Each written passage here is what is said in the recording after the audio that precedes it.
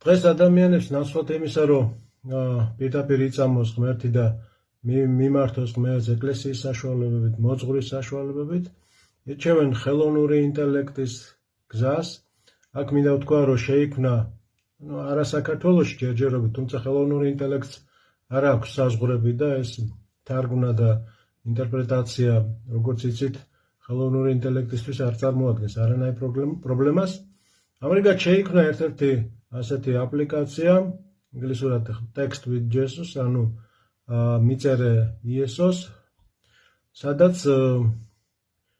ადამიანებს შეუძლიათ მიმართონ თითქოს და პირდაპირ ღმერთს, შეიძლება ღვთისმშობელს მიმართონ, შეიძლება ძველი აღთქმის წინასწარმეტყველებს, ახლა აპლიკაციაში კიდე ასევე ემატება თანამედროვე მოძღვრები და ასე შემდეგ. და ადამიანს შეუძლია, თქვათ, მაგალითად თუ აწუხებს